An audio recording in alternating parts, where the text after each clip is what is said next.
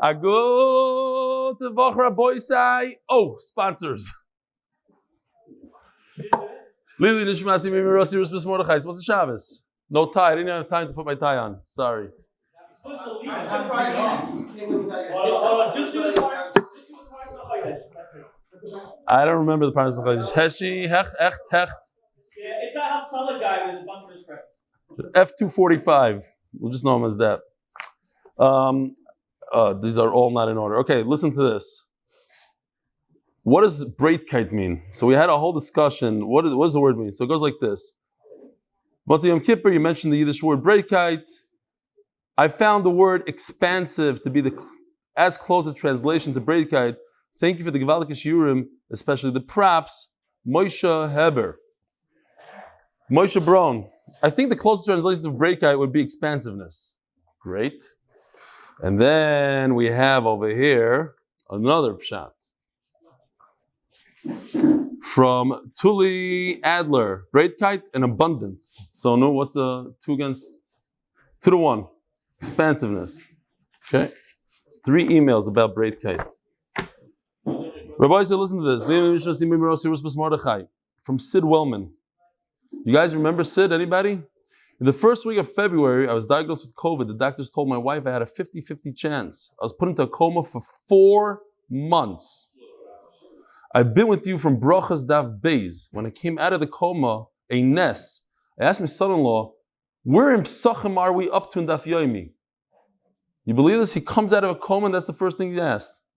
Psachim. Psachim, he says, we're finishing Yuma. That's a typical son-in-law. If it was his father, he'd say, no, we're holding the Gimel and Psachim, you're doing okay. No, it's his father-in-law, hey, you messed up a little bit, we're in Yuma. Baruch Hashem, many nisim, thanks to my wife and Hashem, I'm recovering and keeping up with the daf. After 6 months in the hospital, I'm finally home. Thank you, Rebelli, for your wonderful share. Sid Wellman, wow, unbelievable.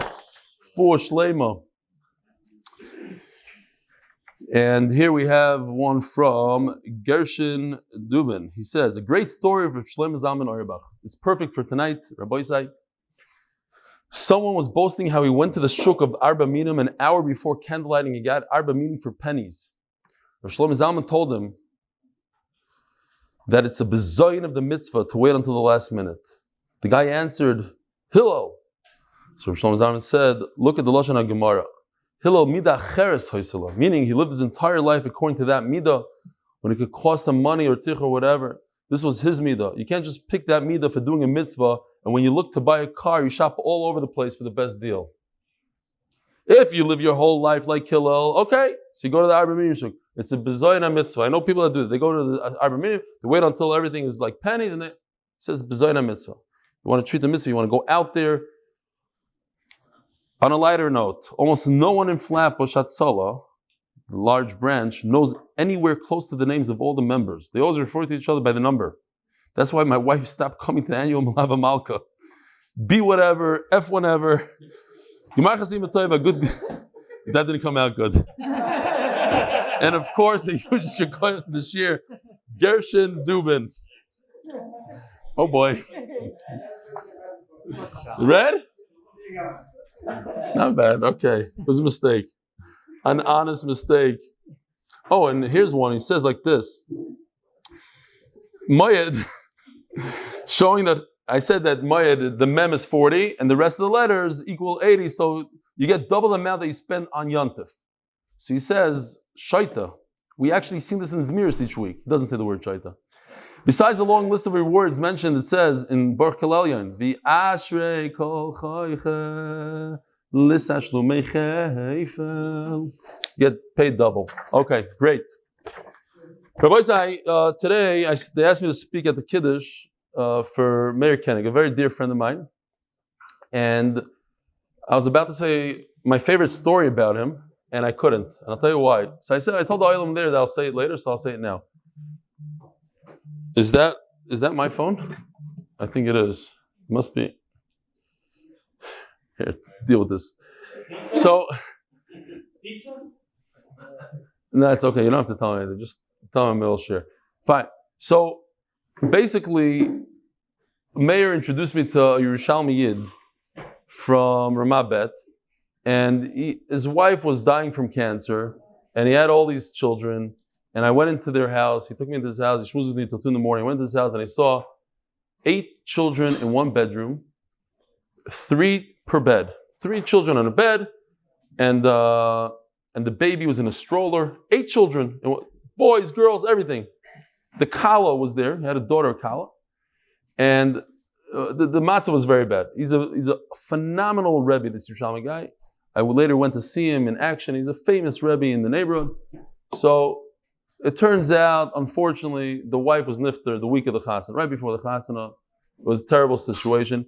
So I told Meir, I said, you want to come with me to America? We'll collect money for him. Without hesitating, yeah, let's go. We got on a plane the next day. We were there for like a week. We made $50,000. Very nice, and we paid for the wedding, the whole thing. So I wasn't going to say this story. I'm going to say the next story. And then I saw that this Yerushalmi is in the audience, so I had to skip it. But I thought it was a beautiful story. I want to tell the Olam about Meir Kenny, because I speak about him a lot. He's literally a gadol hadar in chesed. He does so much chesed and more chesed. His whole life revolves around chesed. Very cool story, I thought. So this Yerushalmi guy asked Meir if he could borrow his brand new car. It was only a few days old, literally, within the week that he bought it. Of course, no problem, take it for Shabbos, the whole thing. Shami guy barely drives. What happened? Returns it all fashmushed. So Meir looks at him and he sees that he's nervous. Like, I'm sorry, I don't know what to do. So Meir tells him, I like smashed cars because of the ayin hara. It's brand new. I was hoping that, I could smash myself, but it's a good thing you took care of the smash. Baruch Hashem, now I don't have an ayin hara. Okay, that's a nice story. But here's the kicker. The insurance would have paid for the fixing of the car, no problem. It was covered. But Meir never fixed the car, because if he fixes the car, the Yerushalmi would think he's lying. That Lemafreya was in this gala that he didn't want the bang, and that he was lying just to make him feel good. So he has the car ready for a year. The car is all banged up, smashed up. He drives. I thought it was a beautiful story. And so I didn't say the story because the Yerushalmi was there. It wasn't nice. The Yerushalmi comes over to me after the thing. He goes, you know what? I got to tell you the story. And he tells me this whole story. Come on, now you tell me? I said, yeah, but he's trying to make me feel good. He still drives around like that. I know that he's lying. So anyways, okay, fine. I'm telling you, it's a true story. And I had a picture of the car, him driving with the smashed up thing. So now, as Yaitza, I said the story, and now, Rabbi Say, we could start the Mishnah on Daf Amud Beis. I have a riddle. If a person only has $2 in his pocket, set aside for mikvah purposes, what should he use the money for? To go to the mikvah on Yom Kippur, Erev Yom Kippur, Erev Rosh Hashanah, or Erev Sukkos, which is coming up in a day. Anybody? He got the answer. You say Sukkos. Why Sukkos? I wouldn't be asking anyways. Very nice, very nice. A few mixes you do with your whole body. Sukkos with your whole body, mikvah with your whole body. Mikvah is a mitzvah? Sure. I didn't know it was a mitzvah. What is it? It's a mitzvah. Okay. I didn't have it's a mitzvah. I'm learning new things every day. It's a mitzvah. He says it's a mitzvah. Where? It says okay. Fine. It's yeah. So the answer is, we're going to see in a second. Says the Mishnah. Chal liyos achar Shabbos. So now we're switching gears. We're talking about Yontif. Yontif that falls out right after Shabbos on a Sunday. We're talking about toiveling things in the mikvah, including yourself, your body, Calev. Say Bishama, you have to do everything before Shabbos. You have the opportunity to do it before Shabbos, do it before Shabbos. Says Rashi, and it brings the Gemara in Rosh Hashanah, Be'ezer Hashem. We're heading there very, very soon. We'll be there in about a month. Chayev Adam Letar Es Atzmai Beregel. The Chiyuv, in those days at least, when everything is done al Tahara, what's the idea? They should eat everything the Karbanis. You're eating Karbanis on the Regel, on Yantiv. Yeah, it should be B'tahara. So again, if you can only afford one mikvah, you go to the mikvah on Sukkos. You don't go on the mikvah Erev Yom Kippur. Because there's a chiyuv to be toivel before every Yantiv, including Sukkos. It's chiyuv, chayiv. You see, it's a mitzvah. See that, Doc? Chali zechus Shabbos v'shamim madbin zakol mivnei Shabbos v'sil oimrim kelim milfnei Shabbos va'adam b'Shabbos. They still argue and they say that a person can go into the mikvah for himself on Shabbos. B'shavin, but everybody agrees shemashikin es hamayim b'kli even l'tara. So if you have water, could water become tamei? If water becomes tamei, has the mikveh not become tamei? Because the mikveh can't become tamei. Neither can an ocean. But water could become tamei. Food becomes tamei. Water can become tamei. If it's mayim shuvim, it's in a cup like this could become tamei. Now I'm a kayin or I'm makbid on tahara. In those days, everything is about tum and tahara. So I need to do something with my water. I need to make it tar. What do? How do you make this water tar? Hashaka. I can't dunk this in a mikvah because I won't have the water anymore. I don't want to drink the water from the mikvah. That's not very good, especially in those days without filters. So what I do is I touch the top of my water to the mikvah. I go like this, real carefully. A little of the nastiness touches, and then this becomes tar. Once it becomes tar, good. And that's what, there's a bar hashaka today, we have bar zriya. Those are two different baris that are bar hashaka. What they have today in mikvahs is a bar, and there's a hole in the middle. And this is a bar, let's say, full of rainwater. And the place where everybody dunks into is just regular sink water. And there's a hole from one to the other, and they touch each other, and that makes the entire mikvah kosher. So the same thing. What? What good asik? If it touches a little bit, the whole thing becomes tar. It's all connected. Any water that's connected is part of it.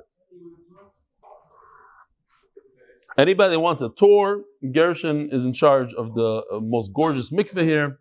It was the first time that I was toivel in that mikveh, Erev Yom Kippur. It's beautiful. Over there, obviously, for the Rises, the very makbid to have the two bars. Zriya and Hashaka. Zriya is a little different. The rainwater falls into there and it spills over. Okay. But we're talking about Hashaka here. So what happened? It goes like this.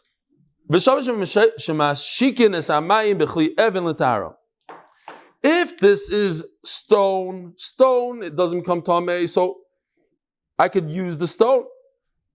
I cannot be toivel a kli. I can't put the whole thing in the mikvah because now what I'm doing is a trick. I'm making the kli tar together with the water, but you're not allowed to make a kli. We just started the mishnah. You shouldn't make a kli tar on Yantav. The only thing you can do is the water. We'll see in the Gemara what this means. If you have the wrong intention, one chabura to another chabura, you had a mind to eat the carbon pesach with these people, and you were told for that, and then you want to go, that's fine. Okay, we'll see in the Gemara. Says the Gemara, the kuli alma mias kli b'Shabbos loy. According to everybody, you can't just take, if this kli is tamei, I can't put it in the mikvah. My timer, what's the reason? Amar Rabba, Gzeira Shemo Yitlana b'Yodav Yavireno Abraham is b'shus Rabbim. Top of Daf Ches. This is a very, very famous rabbah. We're going to have this rabbah in 2 days from now, or on Shabbos. Why can't you bring a lulav to shul? Why don't we shake lulav on Shabbos? Why a few days ago on Rosh Hashanah we didn't blow shofar, or we did, but if it's Shabbos we don't blow shofar? Why? So over here also it's the same idea. I just want to show you real quickly that we're going to be talking about why can't you be toivel kli on Shabbos. There are 4 reasons in the Gemara. One is Shemi Avirenu Dal Amis Rabim. Gzeira, maybe you'll do schita to beged. Gzeira Shemo Yasha, if you don't do it in time, you might leave the kli laying around, and what's going to happen? That kli will touch something, make something tamei. So I do it before you do it right now. Don't procrastinate. And Nirik and Masakin kli, we're very familiar with this one. That when you put a kli in a mikvah, it looks as if you're fixing it. Before it was also to use, now it's more. These are the 4 reasons. Now, in the 4 svaras, in this first one, talk about the first one. First one is Shema Yavirenu Arba Amis B'Shrav. If you're allowed to be toivel kli on Shabbos, you might come to carry it. So the Gemara is going to ask 5 questions on it. And that's going to take us basically to like 10, 12 lines from the bottom of Amud Aleph. These 5 questions, very simple questions, similar answer. Question number 1 is, what about a bar in your chutzner? If you have a bar, you're not worried about going dalad amas. Dlitame, klishanitma beyantiv, klishanitma be'avatuma. So we talk for a second about avatuma, but we're going to go weiter. These are just 5, the same question over and over from a different brayz, from a different place. Big denida that became tame, how do you make them tar? Okay, let's see inside. Says the Gemara, Amalei Abayo, what are you concerned? You're concerned that the guy might carry on Shabbos. He has his own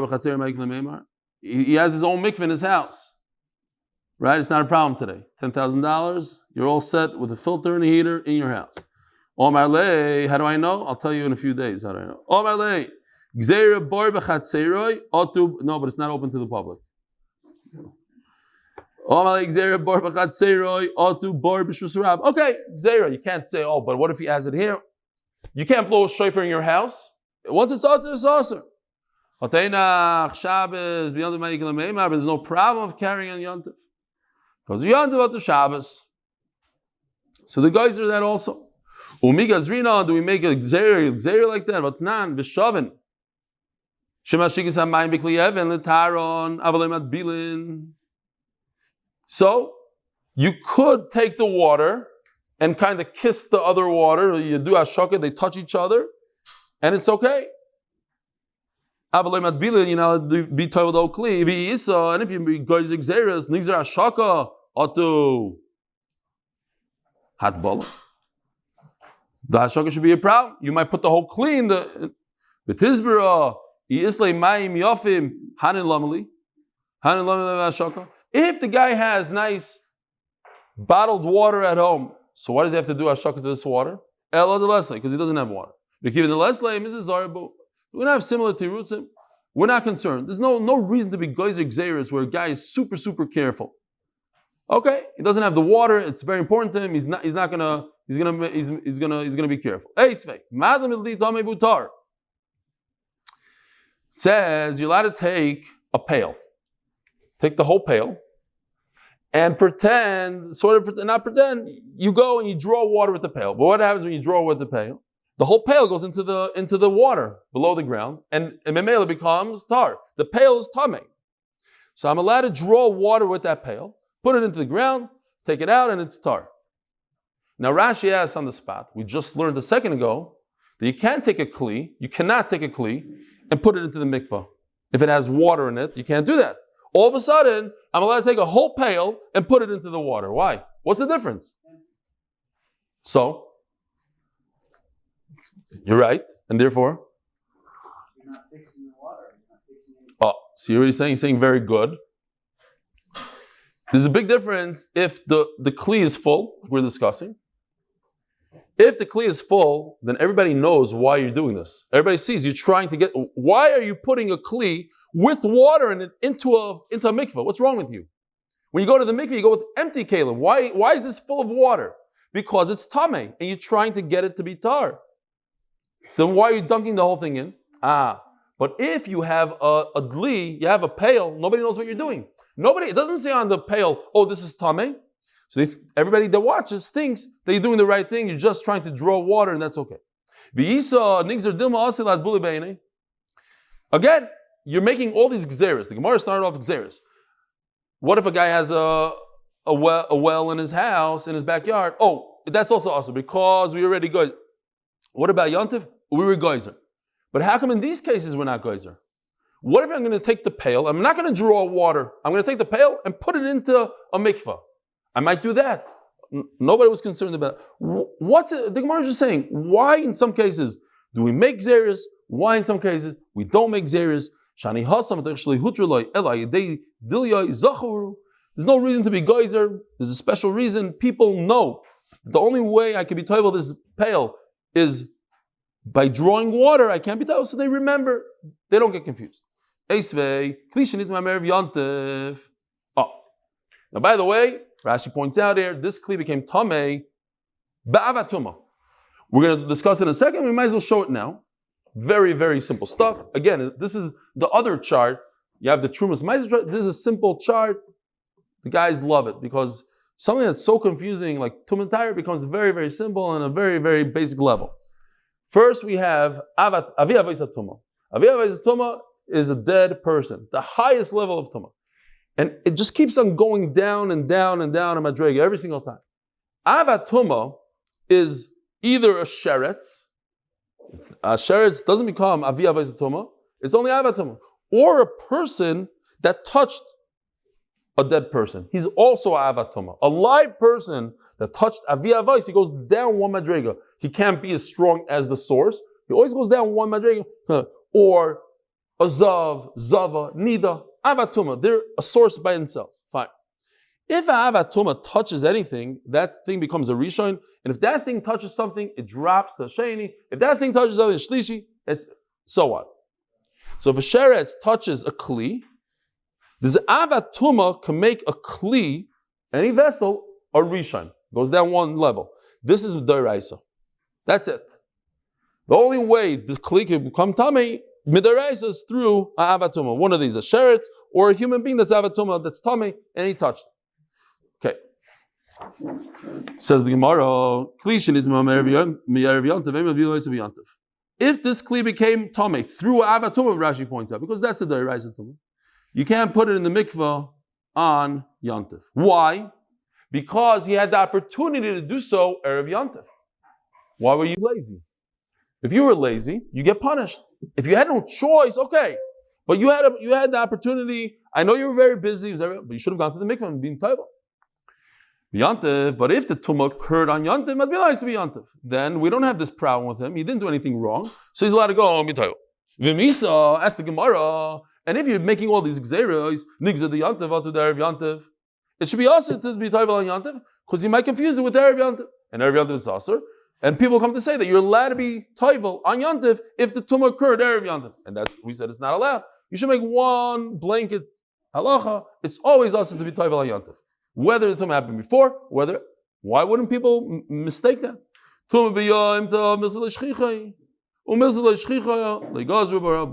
It's not so common. So why is it not common? Everybody's tar. Everybody is a mitzvah to be toivel before Yontif.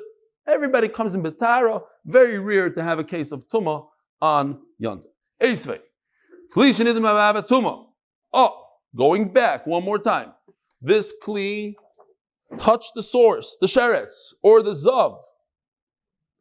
Ein matbilan oisoi b'Yontif. You cannot be toivel on Yontif. Bivlarat tumah. Oh, if it became tamei from a second level, not Avat Tumah, but a Rishon touched it. Now, Madbilan Ois B'Yontif. Now it's a very light tumah. It's a tumah the Rabbanon. It's not the real deal. So you're allowed to put it in the mikvah on Yontif. V'misa, once again, why don't I make xeris? When do I make xeris? When don't I? People are going to get confused between a vlad and a av. I don't know the difference really. I think I know it. There's an av, there's a vlad. The av you're not allowed, the vlad you are. Everything should be awesome. What's the problem? What's the problem with this kli that touched over here? It became a sheni. A kli that became a sheni. The only problem is for kohanim. They have to eat truma b'tahara. And when you have truma, you see, truma is very sensitive. Kachim is the most sensitive, besides the paraduma maybe. But as the kedusha is stronger, very, very strong kedusha has much more sensitivity to tumah. But that's only for a kohen that eats truma. But Yisraelim don't have that. But kohanim, there's reason. They know how to be careful with tumah. So for them, we're not going to make xeris. We're only going to make xeris for the common folk like us, not for Rabbi Schomburg's. What was wrong with the previous tale? It's finished. What we said before. I mean, not this on the other. What we said on the other thing. I like this teretz better. It's even better. I mean, okay, but over here we have a whole. We want to tell you we have a whole community called kohanim that they're very, very careful. It's not a thing by them. Forget shchiach. It's just That's what they live. Kohanim live truma. It's literally like COVID. For me, it's like COVID. It's like, you can't stand here, I gotta wear a mask. You're telling me, stay away from me, get away from my food. You spit on my food, I can't eat it anymore. You touch my thing, everything, they were very, very careful. Tashma, Domer Rav Chiya bar Ashi Omer Rav. Nida she'ein lo begodim ma'remes v'tevels bebegodea. You have to understand, everything was about Tum and Tahira. And if this woman used up all her clothing through the week, and the clothing is tummy, you have to put the clothing in a mikveh. It's unbelievable. If she wears clothing, goes to the mikveh, she's tar, wears clothing that are tummy, whatever she touches is finished. You can't eat it. It's finished. It's contaminated. So what should she do? You ask anybody in this room, anybody that didn't learn this Gemara, if I go into the mikveh with my clothes, am I yotze mikveh? No. What about chatzitza? What? Oh. So the Gemara says it's not a problem. In those days, they didn't have the elastic bands and this and that. So what do? Ma remes v'toivels b'vgodel. Obviously, you can't put a kli. What? If a woman's going to have clothing. Yeah, no, that wasn't typical to go like that. But over here, she has no choice. She has no clothing that were laundered out of the tumah. So what do? And you can't put a kli in a mikvah yontif. There's a kli. Beged is a kli. So what do? She pretends that she herself goes to the mikvah. She does arama. It's a trickery. She goes into the mikvah with the clothing, and memela the clothing becomes tar. There is no hashash of kibos? Oh. So you're asking that there should be a problem of kibos. You hear what he's asking? No, what's the teretz? So Taisus asks the kasha. Thanks for asking. Taisus says, it's similar to like when you wipe your hand on a towel. Why is that not kibos? Because it's derech tinof, he calls it. He calls it like it's dirty. Actually, you're not cleaning it. You're making it dirty. It's going into the mikvah with it. It's not a way of cleaning clothing. It's the way to dirty clothing. So maybe that's not a problem. Fine. So, but what's the question? Once again, why is it on top of the Amud? We said that you might come to carry your kli Rosh Hashanah. That's why you're never allowed to bring it to the mikvah. But what about a case where you have your own private mikvah? Oh, I have to make a gzera. What about a case where it's yontif? I have to make gzera. So here also. How could she bring the clothing into the mikvah like that? She makes gzeras. Say no, it's always aser, no matter what. Maybe she'll just take the clothing without being on her. She'll just take it like a regular bag of laundry, put it into the mikvah, take it out. She forgot. She didn't chap that last year was only mutter for her because she was actually wearing it. She thought that it's mutter to people are going to get confused.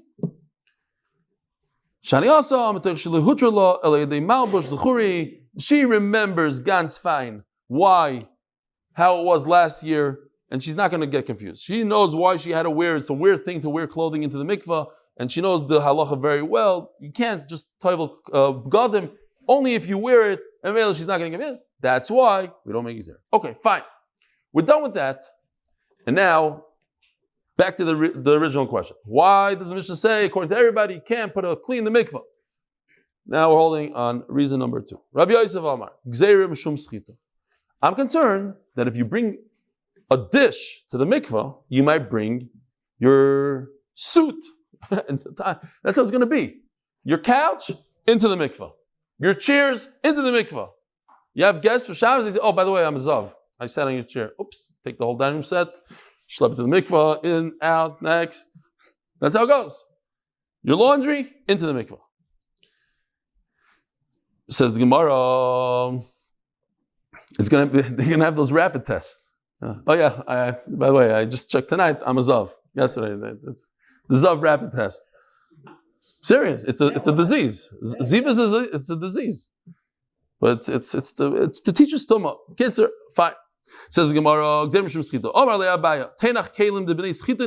is coming. That's great when you have things that you could actually wring out. It's a problem. You might wring it out. But what about a solid dish made out of metal? You're not going to wring it out. Okay. Once again, we come to the same problem. Now he just introduced 5 questions basically. All of a sudden he makes a gzera. You have to make a gzera. Metal, glass, earthenware, atu, jeans, suits, and shirts.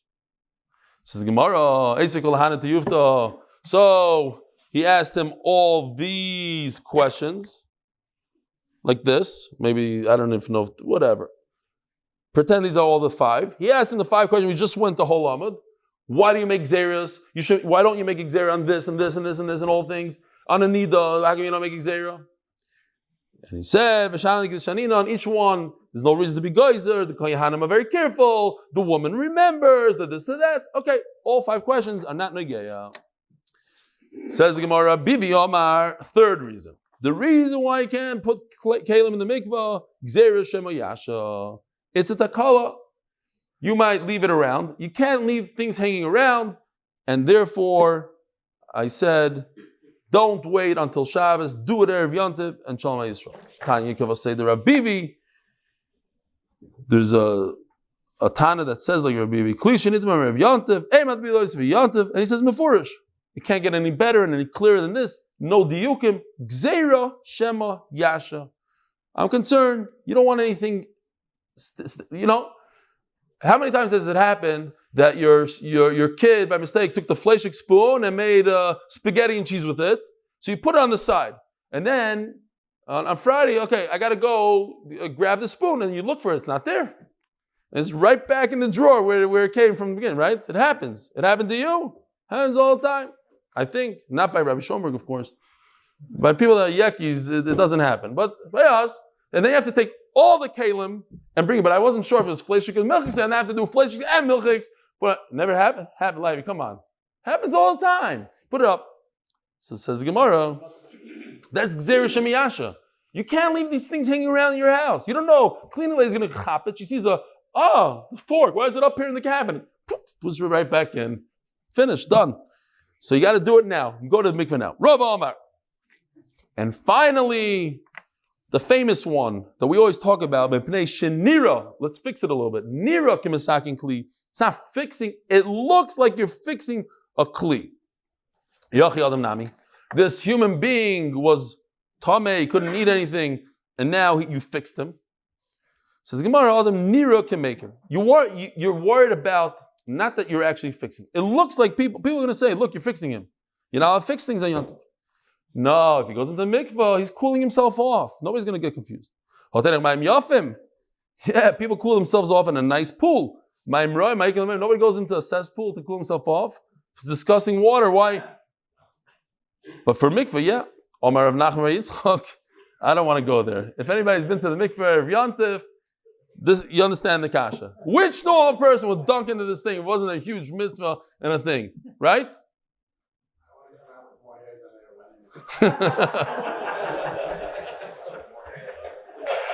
Dr. Factor said he's kind of bald, and he just wants to come out with the full head of hair. Okay, wow.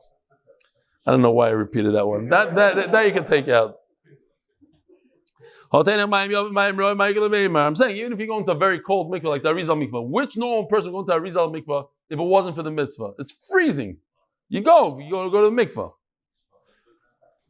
Whatever. Ask Dr. Factor, he'll tell you the mitzvah. Omer of not. And how about the guy that goes like this, the finger? There's 700 mitzvahs, so you go like this. Says the Gemara, Omer Nachman Yitzchak, Pa'adam Sheba, Pa'am Shadam Ba, B'Shrav, Daviches Amud Beis. He comes in the heat. Sharav, V'roechetz Afilu B'mei Mishra, he's so hot that it'll go into disgusting, the flax water, it's mamish gross. Says Gemara, okay, it's fine. I understand once in a while a person's that desperate. No, but in those days, I mean, maybe we did live then. But it was rough then. You're so hot, there's no air conditioning. So you go into the flax water, what are you going to do? So you smell a little bit for a few weeks. Says Gemara, what are you going to do in the winter?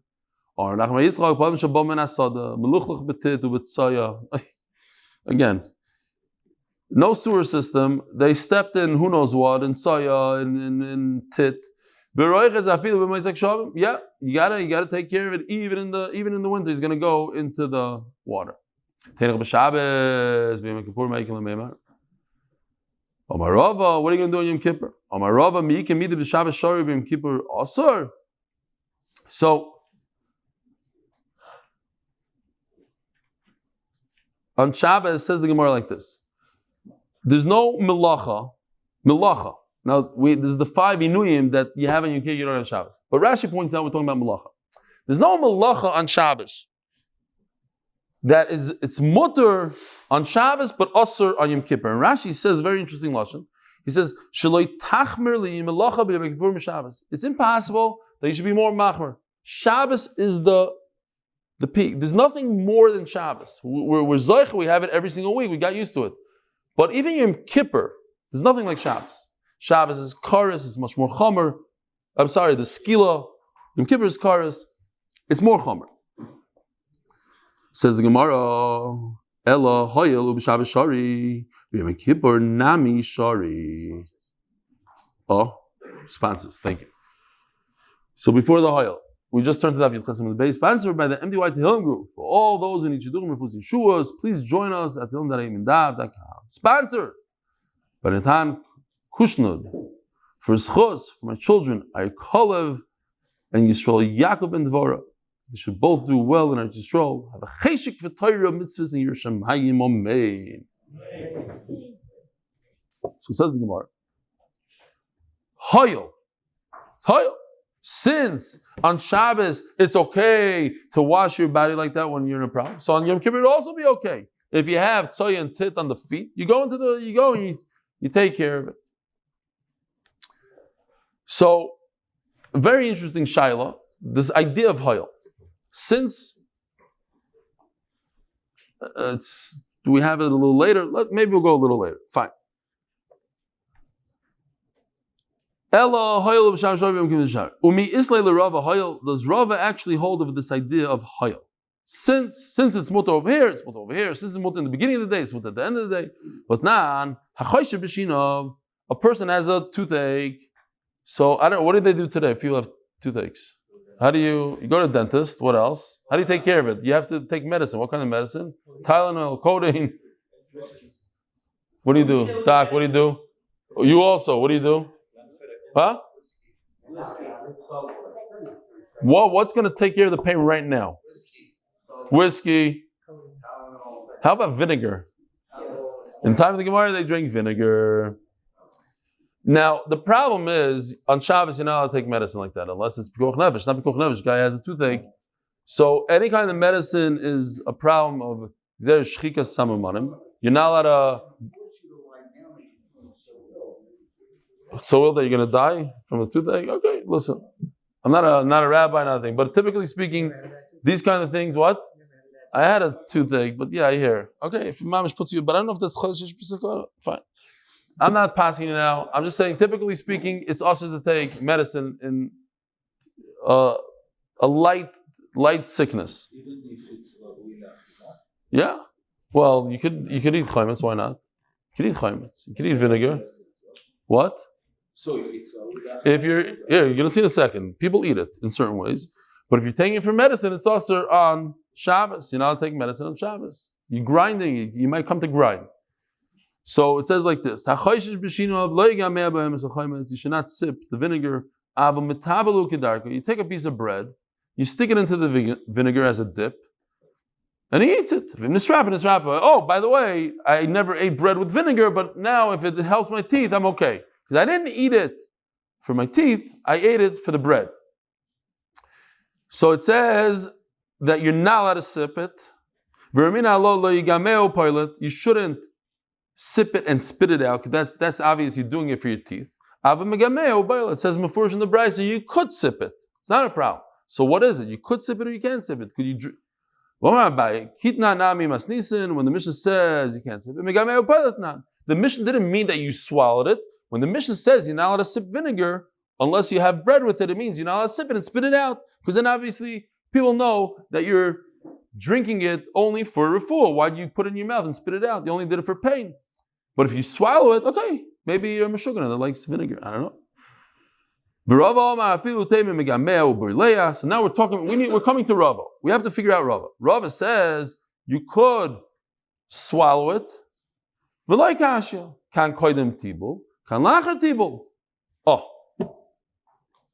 tibul means, in those days they used to dip. It means a meal. Rashi says it means a meal. If it's before the meal, then obviously, then it's okay.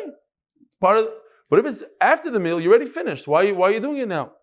Right? That's the pshat. I think so. Yeah, fine. The problem is v'misa. But at the end of the day, name a hoyel v'koydem tibul shari lachat tibul nami shari. Rava says if Rava subscribes to the idea of hoyel, if it's mutter in the beginning of Shabbos, it should be mutter throughout the whole Shabbos. What's the difference? Once it's mutter because it's before a meal, I can't start splicing Shabbos into pieces. This part of Shabbos is asur. Before meal, it's mutter. After that, it's mutter. It's mutter. If it's mutter on Shabbos, it's mutter on Yom Kippur. It's mutter in the morning. It's mutter in the afternoon. Hoyel. So you see that Rava does not subscribe to the idea of hoyel. Says the Gemara, Hadabi Rava Mahi. Rava took it back. This thing of vinegar. Now, just as a side note, very interesting halacha. If a mile comes on Shabbos with a knife, I mean, he has the knife there before Shabbos, he's allowed to do bris milah. Now, the classic case when the Mishnah Berurah talks about the muktzah called muktzah machmas chisaron kiss. It's something very valuable. You don't typically let people touch. What's a classic example? The Ismail, the knife of a mile. Very, very delicate. You don't let people, it's not something you give to your kid to play with. So, but what if this mile is doing a bris milah? So now it became mutter. Can another person touch it after the milah? Could he put it away? Could he take the knife and walk away, go to upstairs and put it in his drawer? He's mutter to do the milah. So do you say hoyel? Hoyel that it was mutter for him to do the milah. So the muktzah machmas kiss evaporates, and now for the whole Shabbos it's gone, and it's not muktzah anymore. No, you don't might need to do a milah. You know about the milahs. He's worried it's going to get damaged, so he has the option. So you're not allowed to move things because you worry. Sometimes you could, but not. Once it was a minute, now you wouldn't want to take another risk. Oh, you mean that's what Mati is saying? I hear. You wouldn't want to take another. No, he's fine. He's going to put it in the table here. He has a place to put it, but it's going to be safe here. Am I allowed to? 2 hours later, stop for no reason. Here, take out my knife, start showing it to people. Could I do that? Forget about putting it away. Now, does the muktzah leave or not? So both the Taz and Magen Avraham hold that it doesn't leave. And the reason is they hold, it's very interesting, they hold that the muktzah machmas chisaron kiss is from beginning of Shabbos to the end. He just has a dispensation. He's allowed to use that knife for 5 minutes to do the milah, but the muktzah is still there from beginning to end. That's how they learn it. Very interesting. Okay. Zokti Gemara. Huh? Suspended temporarily. Right. Something like that. Well, I don't know. If you say suspended, it'll be a problem. He's allowed to go through that. Who told you Rava took back the vinegar thing? Maybe he took back the hoyel. How do you know which one he took back? Maybe he doesn't hold. He says, since it's mutan Shabbos, mutan Yom Kippur. Maybe he took that back. Says, that not. The Tanya kol chayovei tefillah is tovlim kedarkon bein b'tisha b'av bein Yom Kippurim.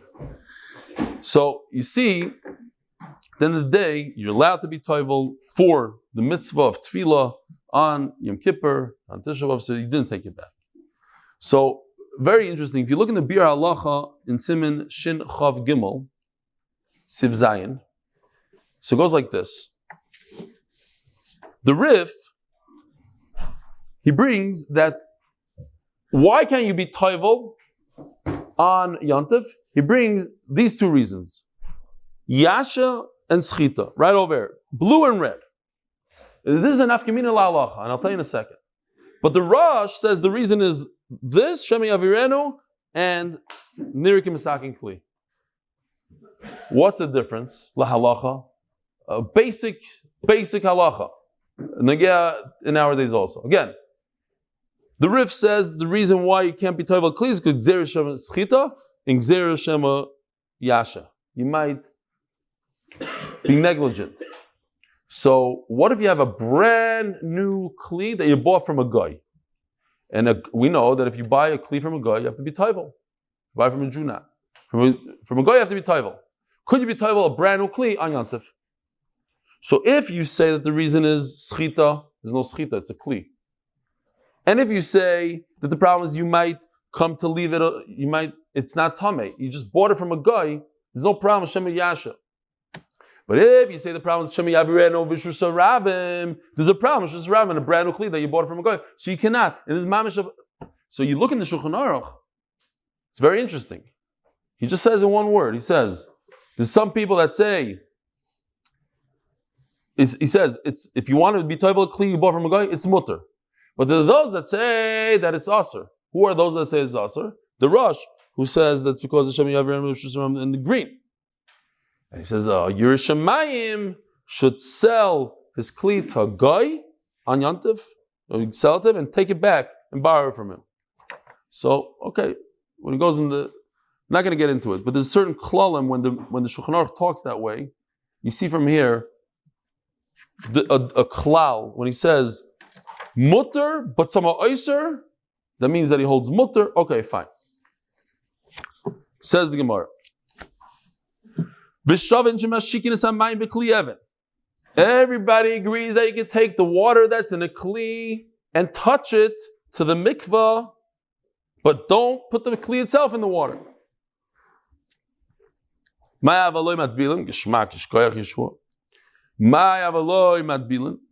What does it mean? Don't try to play a trick here. Don't put the whole cup into the mikvah and say, oh, I was just trying to get the water kosher. Okay. Says the Gemara, Mani Mas Nisin, our Mishnah that says this halacha, that you could make the water kosher, but not the kli. Here, check this out. The center right over here is our Mishnah. Hashaka is mutter. I'm allowed to touch the water to the mikvah, but you're not allowed to be toivel the actual kli. Okay? Green is mutter, red is also. Ask the Gemara, Mani Mas Nisin, our Mishnah doesn't go not like Rebbe and not like Rabbanon. The Sanya. Eimad is a kli al gav meim of the tari v'meshikin is hamayim b'kli of the tarim devir Rebbe. Rebbe is the purple. Everything is aser, he says. You can't do hashaka and you can't be toivel. So, you look at hashaka. Hashaka is off. Over here we say hashaka is mutter. Rebbe says hashaka is aser. So it can't be Rebbe. They say the opposite. Everything is mutter. If everything is mutter, what's going to be a problem? Tefillah.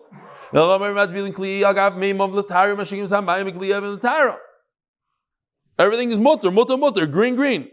So green over here lines up. Hashaka is mutter, great. But tefillah, they say is also mutter. It's a problem. Rebbe kashya hashaka. Rabbanon kashya tefillah adbala. Ibai Seima says the Gemara very pashut. You could say it's Rebbe, you could say it's Rabbanon, and we're talking about the same thing. They're both talking about the same thing. That what?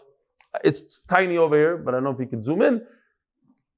This part is talking about Shabbos, and this part is talking about Yontif. Hashaka is Shabbos, Tefillah is talking about Yontif. And that's how we fix everything. That what? The